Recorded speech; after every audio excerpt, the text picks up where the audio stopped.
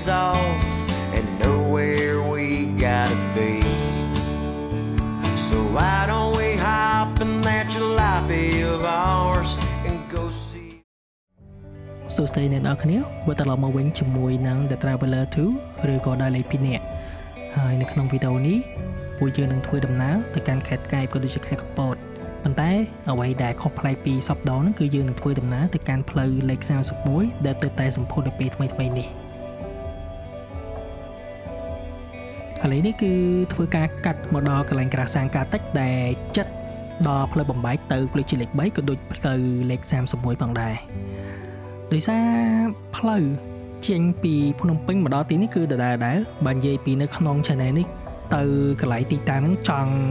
4ដងហើយអញ្ចឹងនៅក្នុង channel នេះផ្លូវទៅដដែលអញ្ចឹងកាត់មកដល់ទីនេះហើយចាយដល់នេះយើងមានផ្លូវថ្មីជិះហើយដើម្បីទៅដល់កែបតែម្ដងពេលដែលខ្ញុំជិះទៅកែបហ្នឹងគឺត្រូវទៅភ្លេចទៅផ្លូវចង់តឡានណាគឺទៅតាមផ្លូវជាលេខ3ហើយទៅតាមកំពតរួចហើយបញ្ជាក់ទៅកែបក៏ប៉ុន្តែដោយសារតែនៅពេលថ្មីនេះគឺផ្លូវលេខ31ត្រូវបានសម្ពោធដាក់ឲ្យប្រើប្រាស់ដល់ជាផ្លូវការអញ្ចឹងនៅពេលដែលយើងទៅកែបគឺយើងលែងត្រូវពឹងផ្អែកទៅផ្លូវជាលេខ3ទៀតដែរគឺយើងអាចទៅតាមផ្លូវជាតិលេខ31ហើយទៅដល់កែបតែម្ដងអ្វីដែលសំខាន់ជាងនោះទៅទៀតផ្លូវលេខ31ហ្នឹងសម្រាប់ខ្ញុំគឺមានអារម្មណ៍ថាប្លែកធ្វើដំណើរទៅដោយសារតែយើងឃើញភ្នំយើងឃើញផ្លូវដែលទើបតែស្ថាបនាឲ្យថ្មីហ្នឹងទៅមានអារម្មណ៍ថាវាខុសប្លែកពីអ្វីដែលយើងធ្លាប់ទៅពីមុនកាលពីមុនទៅកំពតគឺយើងជិះតាមផ្លូវជាលេខ3មានអារម្មណ៍ថាវាដូចដដែលហើយជិះទៅមកដល់នេះជិះឡើងចាំផ្លូវអញ្ចឹងនៅពេលដែលបានជិះផ្លូវជាតិលេខ31ថ្មីនេះទៅមានអារម្មណ៍ថា fresh មែនតើហើយដំណើរកំសាន្តមួយនេះគឺសប្បាយចិត្តមែនតើដោយសារផ្លូវនេះគឺចង់ទៅយូរហើយដោយសារមានបងក៏ដូចជាអ្នកដែលគាត់ជិះម៉ូតូធ្វើវីដេអូគាត់បានទៅផ្លូវនឹងមុនខ្ញុំទៀតអញ្ចឹងគាត់បានថតប្រហោះដ្រូនបើឲ្យឃើញសារដែរអញ្ចឹងធ្វើឲ្យខ្ញុំនេះមិនអាចញាប់ញ័រមិនអាចមិនទៅបានទេគឺត្រូវតែទៅប៉ុន្តែដោយសារតែយើងមានការងារធ្វើយើងមានទំនួលខុសត្រូវអញ្ចឹងតើតើមានថ្ងៃឈប់ថ្ងៃមិនអាចទៅបានមកដល់កន្លែងនេះគឺធ្វើការជិះតិចដើម្បីមើលទេសភាពឆ្វេងស្ដាំ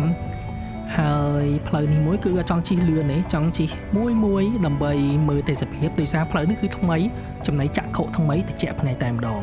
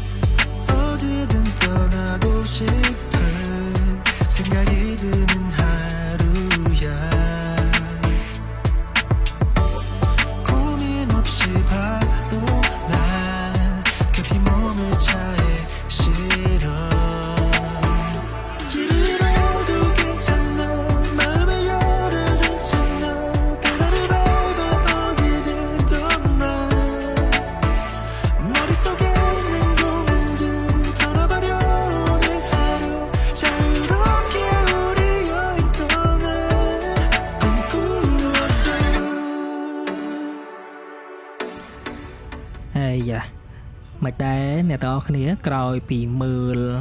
drone វីដេអូ drone មិញទៅមានអារម្មណ៍មិនដែរសម្រាប់ខ្ញុំមើលពគង់តែកាត់ហើយកំពុងតែបញ្ចូលនេះក៏ឃើញហ្នឹងគឺចង់ទៅទៀតហើយព្រោះទេសភាពគឺស្អាតមែនតើហើយផ្លូវនេះគឺចូលចិត្តមែនតើហើយទេសភាពថ្ងៃហ្នឹងត្រជាក់វាមិនត្រជាក់ពេកមិនក្តៅពេកគឺល្មមយើងអាចជិះម៉ូតូដែលងាយស្រួលហើយអ្វីដែលសំខាន់ហ្នឹងគឺនៅម្ដុំផ្លូវហ្នឹងការបើកបោគឺមិនរញ៉េរញ៉ៃគឺតាមដំណើរតែម្ដងហើយកន្លែងនេះជិះទៅបានជួបបងដែលគាត់ជាអ្នកជិះដូចជាមិញ Honda CT ឬក៏ Yamaha PG1 នេះខ្ញុំចាំមកច្បាស់ដែរ យើងឃើញគ្នាទៅលើកមេដៃលើកអីទៅវាជាសញ្ញាមួយដែលល្អសម្រាប់អ្នកដែលចូលចិត្តជិះម៉ូតូយើងធ្វើការភារវកិច្ចស្វាគមន៍គ្នាអញ្ចឹងទៅឥឡូវនេះកាត់មកដល់កន្លែងញ៉ាំឲ្យពេលថ្ងៃត្រង់នៅទៅមុខ Starbucks បន្ទាប់ពីញ៉ាំឲ្យហើយយើងធ្វើដំណើរទៅកាន់កន្លែងស្នាក់នៅក្នុងយប់ហ្នឹងដែលកន្លែងស្នាក់នៅហ្នឹងគឺពួកខ្ញុំស្នាក់នៅប្រភេទជាលក្ខណៈគេហៅថា home stay គម្រោងនេះគឺរៀបចំប្រហែលជា3ខែហើយជាមួយអ្នកធ្វើការប្រពន្ធខ្ញុំហើយកន្លែង home stay ហ្នឹងគឺមានឈ្មោះថា staycation កន្លែងគឺស្រស់ស្អាតមែនតើនៅជាប់ទឹកជាប់អីខ្ញុំចាជាប់ទឹកជាប់អីគឺចូលចិត្តតែម្ដងហើយអ្វីដែលសំខាន់ហ្នឹងអ្នកនរគ្នាដូចឃើញក្នុងវីដេអូអញ្ចឹងគឺជួលទៅគឺមកផ្ទះដាច់តែយើហ្មងហើយក្នុងផ្ទះហ្នឹងគឺមានអាងទឹកមានអីគេមានកន្លែងស្ទូចត្រីមានកាយៈមានតួងមានអីនិយាយស្រួលទៅគឺវាយកន្លែងនេះមនុស្សធំក៏ទៅបានតូចក៏ទៅបានក្មេងក៏ទៅបានកូនង៉ែតកូនងាយទៅបានទាំងអស់ហើយចំពោះកន្លែងដាក់ឡានវិញគឺធានាហ្មងអ្នកនរគ្នាដាក់បានច្រើនណាឲ្យតែយើងសេរីដាក់បានច្រើន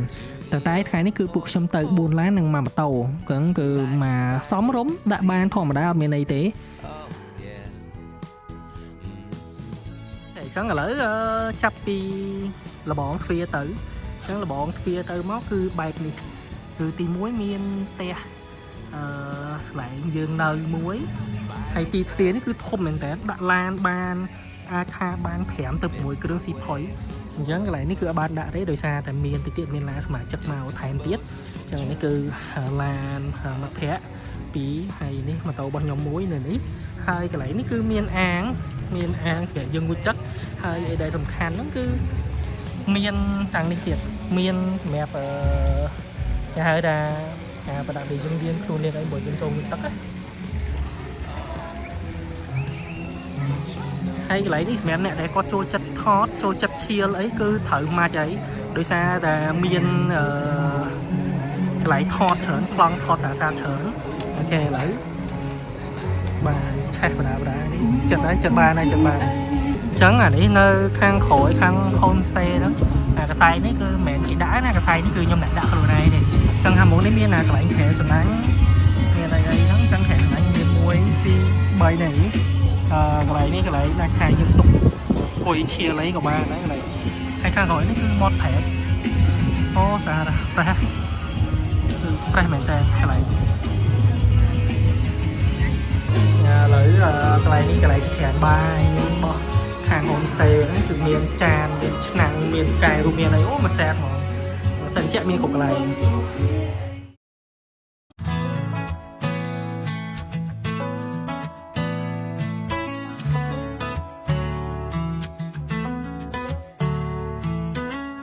Every time I see your face, my heart begins to race. You're my latest craze, the one that I embrace. You're the best part of me. I never knew I could feel this way, and I'm here to stay for eternity. I wanna wake up for the rest of my life, lying next to you. Yeah, that's what I wanna do.Until the sun don't shine, until the end of time, it's you and me. It's you and me, baby. Until we're old and gray, until heaven calls our names. ជារៀងរាល់ថ្ងៃនៅទីក្រុងពេលដែលភ្ញាក់ពីព្រលឹមឡើងមកតែងតែឮសំឡេងឡានសំឡេងម៉ូតូតែធ្វើដំណើរទៅសាលារៀនទៅផ្សារទៅធ្វើការហើយនៅពេលដែលបានឃើញទស្សនវិជ្ជាបែបនេះក៏មានអារម្មណ៍ថាខ្លួនឯងបានទៅឯអតីតកាលវិញកាលពីនៅតូចដែលពេលនោះពុំមានរបស់ទំនើបប្រើមិនមានអ៊ីនធឺណិតមិនមានបណ្ដាញសង្គមដែលធ្វើឲ្យទំនាក់ទំនងរបស់មនុស្សនៅពេលនោះគឺមានភាពស្និទ្ធស្នាលនឹងគ្នាជាច្រើនហើយនៅកន្លែងដែលពួកខ្ញុំស្នាក់នៅនេះមានឈ្មោះថា staycation ដែលមានទិដ្ឋភាពមានភ្នំមានដើមឈើជាច្រើន ក៏ដូចជាឃើញបងប្អូនជាពលរដ្ឋធ្វើដំណើរដោយទូកដើម្បីទៅរកក្តាមរកបង្គាឬក៏រកត្រី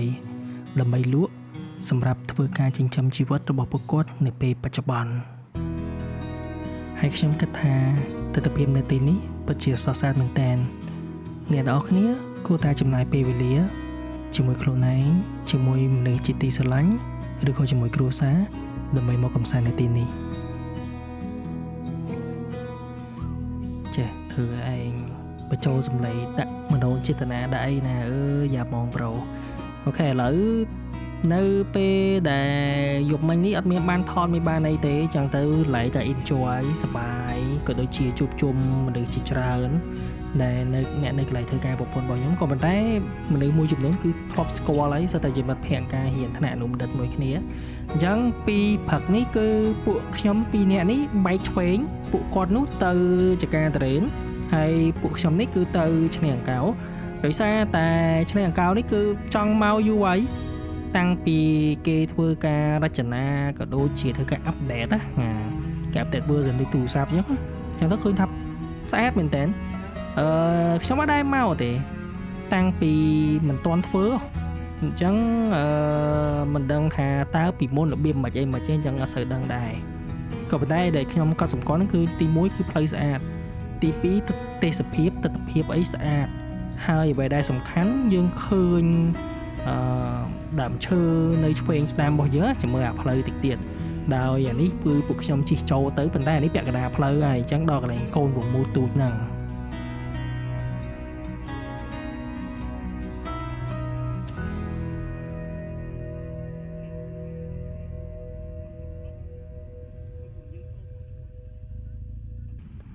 ហើយនៅពេលទៅដល់កន្លែងនេះគឺដល់រង្វង់មូលមួយមានរូបសេះសនៅទីនេះនិយាយស្រួលទៅកន្លែងនេះមួយគឺស្ដាយមែនតើគឺអត់បានផុសដ្រូនដោយសារតែបើសិនជានៅផុសដ្រូនផុសទៀតអាចនឹងឆេពេលវេលាដោយសារតែថ្ងៃនេះគឺជាថ្ងៃទី15ចំថ្ងៃច្រត់ព្រះនង្គ័លអញ្ចឹងអាចគិតថានឹងមានបងប្អូនប្រជាពលរដ្ឋក៏មិនលេងច្រើនក៏ដូចជាទៅភ្នំពេញវិញក៏គួរសមដែរអញ្ចឹងក៏ពួកខ្ញុំសម្រាប់ចិត្តគ្រាន់តែជិះមើលមកពីដើមឆ្នេរដល់ចុងឆ្នេរហើយបន្ទាប់មកជិះមករកកន្លែងញ៉ាំអីវិញហើយផ្លូវកន្លែងនេះមួយគឺខ្ញុំរ៉េត10លើ10ដោយសារតែមានដើមឈើអបជុំវិញផ្លូវហើយសំខាន់គឺមានភ្នំនៅខាងមុខទេសភាពគឺបែសហ្មង